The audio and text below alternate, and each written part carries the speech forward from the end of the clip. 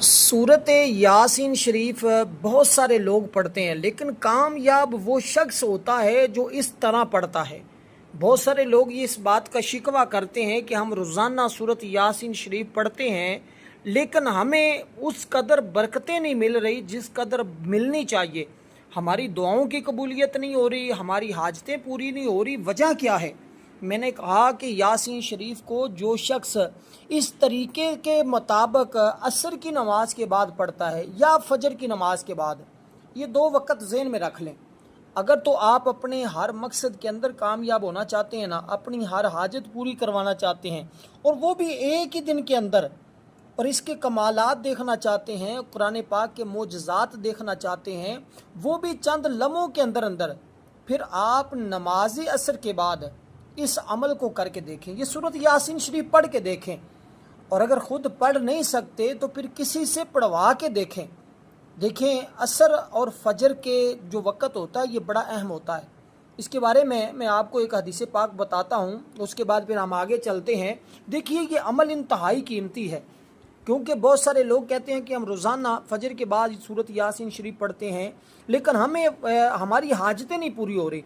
तो मैंने कहा ज़रा इस तरह पढ़ के देखो कि आपने सूरत यासीन शरीफ के अंदर आपने सूरतुल फातिहा शरीफ को पढ़ना है, और फिर इन दोनों सूरतों के कमालात देखिएगा कि वही बैठे बैठे बिगड़े हुए काम बन जाते हैं। इस कदर ये कमाल के। अब देखिए ज़रा नमाज असर की अहमियत क्यों कुरान पाक के अंदर बयान की गई है। हज़रत जाबिर रज़ियल्लाहु तआला अन्हु से रवायत है कि रसूल सल्लल्लाहु अलैहि वसल्लम ने इरशाद फरमाया, बंदे और उसके कुफ्र के दरमियान फ़र्क सिर्फ नमाज का छोड़ना है। ये मुस्लिम शरीफ की हदीस पाक है। अल्लाह पाक फरमाता है, हाफिजू अलस्सलावाति वस्सलातिल वुस्ता वक़ूमू लिल्लाहि कानितीन, यानी कि तमाम नमाज़ों खसूसी बीच वाली नमाज यानी नमाज अक्सर की हिफाजत रखो, अल्लाह के हजूर अदब से खड़े हो। तो अल्लाह ताला ने भी नमाज असर के वक़्त की अहमियत का बयान कर दिया। अब रसूल सल्लल्लाहु अलैहि वसल्लम ने इरशाद फरमाया कि वो शख्स दोज़ख में नहीं जाएगा जो सूरज निकलने से पहले यानी फजर और सूरज डूबने से पहले यानी नमाज असर पढ़ेगा। यानी कि जिसने अपनी इन दो नमाज़ों की हिफाजत कर ली, हजूर फरमाते हैं वो कभी दोज़ख नहीं जाएगा, बल्कि अल्लाह उसको सीधा जन्नत अता फरमा देगा। तो इसलिए दोस्तों, अब ये दो वक्तों की अहमियत का अंदाज़ा हमें कुरान से भी पता चल गया, अहादीस पाक से भी ये बात मिल गई कि इन दो वक्तों की किस कदर अहमियत और फजीलत है। अब एक हदीस पाक और मैं वाज़े कर देता हूँ, आपको मज़ीद पता चल जाएगा कि हजूर अलैहिस्सलातु वस्सलाम के फरमान से आप किस कदर इस वक़्त की अहमियत का अंदाज़ा लगा सकते हैं। अब देखिए, हजूर अलैहिस्सलातु वस्सलाम का फरमान है, हज़रत इमाम अहमद बिन हम्बल ने इस हदीस पाक को रवायत किया, हज़रत अबू हुरैरा रावी है इस हदीस पाक के। हजूर नबी करीम सल्लल्लाहु अलैहि वसल्लम ने फरमाया, रात और दिन के मलाइका नमाज फजर और असर में जमा होते हैं। जब वो जाते हैं तो अल्लाह पाक उनसे फरमाता है, कहाँ से आए हो? हालांकि वो जानता है, रब जानता है। अर्ज़ करते हैं, तेरे बंदों के पास से। जब हम उनके पास गए तो वो नमाज पढ़ रहे थे, और उन्हें नमाज पढ़ता छोड़कर तेरे पास हाज़िर हुए हैं। तो ये वो वक़्त होता है कि जब फरिश्ते अल्लाह की बारगाह में चले जाते हैं और ज़मीन पर इकट्ठे होते हैं, सुबह के और शाम के फरिश्ते। देखिए, कुछ फरिश्ते ऐसे हैं जो सुबह के वक़्त आते हैं, कुछ फरिश्ते ऐसे हैं जो शाम के वक़्त आते हैं। तो सुबह वाले जब जाने लगते हैं तो शाम वाले उनसे मिल के जाते हैं, शाम वाले जब जाने लगते हैं तो वो सुबह वालों से मिल के जाते हैं। तो इसी तरह इन फरिश्तों की ज़मीन पर मुलाकात होती है, और ये दोनों वक़्त फरिश्तों की मुलाकात के वक़्त हैं। अब इनकी मुलाकात के वक़्त जो शख्स इस सूरह मुबारका को इस तरह पढ़ता है, अब आप फजर के बाद भी पढ़ सकते हैं, लेकिन पढ़ें इस तरह, और इसके पढ़ने के कमालात फिर देखें, अपने मकसद को ज़हन में रखें। वैसे कोई बरकत के लिए पढ़ना चाहता है तो वो तो पढ़े ना जी, वो कुछ सवाब के लिए पढ़ रहा है, किसी की रूटीन है वो पढ़े। लेकिन जब कोई मुश्किल आ जाए, जब कोई हाजत आ जाए, जब कोई परेशानी आ जाए, जब कोई तंगदस्ती आ जाए, जब कभी कोई परेशान करे, जब मालो असबाब कम हो जाएं, जब इज़्ज़त में इजाफा चाहते हों, जब हर शख्स का दिल अजीज़ बनना चाहते हों, तो फिर फौरी तौर पर इस सूरह मुबारक को इस तरह पढ़ लेंगे। देखिए, बुजुर्गान दीन का कौल भी है कि हर किस्म की हाजत के लिए ये सूरत बहुत अक्सीर है। अगर किसी शख्स को शिद्दत हाजत दरपेश हो, उसे चाहिए कि इस सूरह मुबारका को इस तरह पढ़े कि इसकी हाजत फ़ौरन पूरी होगी। یعنی کہ اس بندے کی حاجت فوراً پوری ہو جاتی ہے۔ اور نماز فجر کے بعد پڑھنے کا معمول رکھ لے یا عصر کی نماز کے بعد، اس کو روزانہ بھی پڑھ سکتے ہیں، تو بہت جلد وہ لوگوں میں دل عزیز ہو جاتا ہے، اس کی عزت میں بے پناہ اضافہ ہو جاتا ہے، مال بہت زیادہ کثرت کے ساتھ ملتا ہے، مال میں برکت بھی کثرت بھی دونوں چیزیں اس بندے کو ملتی ہیں۔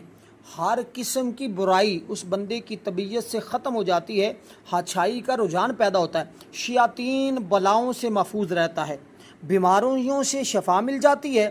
اگر اولاد کی خواہش کرے تو نیک اولاد بھی ملے گی، اگر کوئی قید میں ہے تو کثرت سے پڑھنے سے قید سے رہائی بھی مل جاتی ہے، اور سورۃ یاسین پڑھنے کے بعد جو خواہش دل میں لائے گا پروردگار عالم اپنی رحمت سے پورا کر دے گا۔ اب یہ طریقہ کار بزرگان دین نے بتایا ہے، اللہ والوں نے بتایا ہے، اور اس کو آزمایا ہے، اور پھر اس کے ذریعے نفع حاصل ہوا تو اللہ کا فضل و کرم برسا۔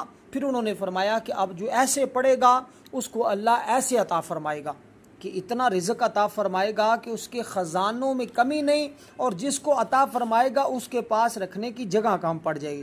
اب ام المومنین حضرت عائشہ صدیقہ رضی اللہ تعالی عنہا آپ بیان فرماتی ہے، رسول صلی اللہ علیہ وسلم نے فرمایا قرآن مجید میں ایک صورت ہے جو اللہ کے نزدیک بڑی عظمت والی ہے، جو اسے پڑھے گا اللہ تعالیٰ اس کو شریف کے لقب سے نوازے گا، ربیع اور مضر کی تعداد سے بھی زیادہ افراد کے لیے اس سورہ مبارکہ کو پڑھنے والے کی شفاعت قبول کی جائے گی۔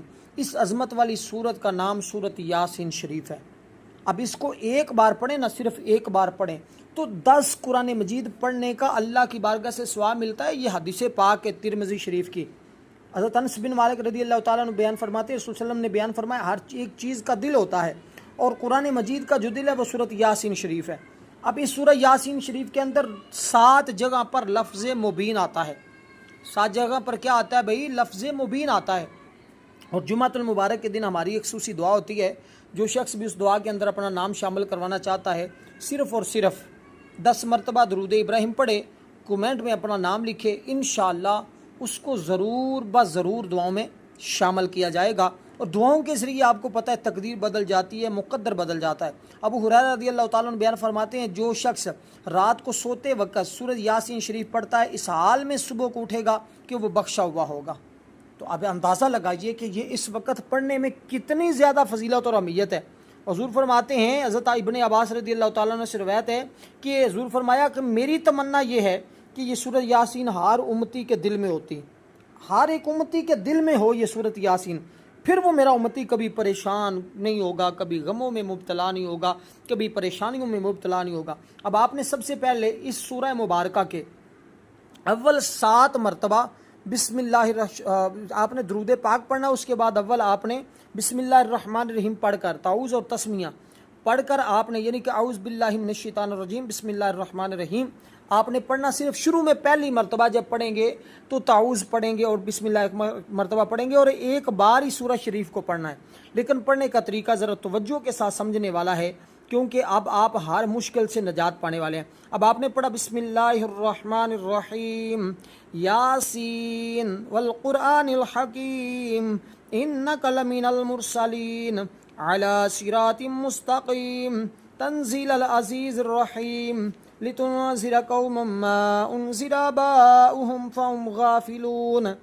اب یہاں پڑھتے جائیں، جب آپ لفظ مبین پر پہنچیں گے، یعنی کہ پہلا رکوع مکمل ہوتا ہے، وہاں لفظ مبین آتا ہے، فی امام مبین، فی امام مبین۔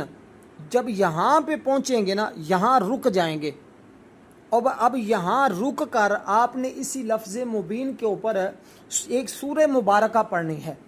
وہ سورہ مبارکہ کون سی ہے؟ سورۃ الفاتحہ شریف ہے، اور سورۃ فاتحہ شریف قرآن مجید کی سب سے پہلی سورت ہے، سب سے پہلی سورت ہے، اور یہ سورت ہر نماز کے اندر پڑھی جاتی ہے، اور اس کی اہمیت کا اندازہ لگا لیں کہ یہ کتنی فضیلت والی ہے، اور قرآن مجید کا آغاز اس سورت سے ہو رہا ہے۔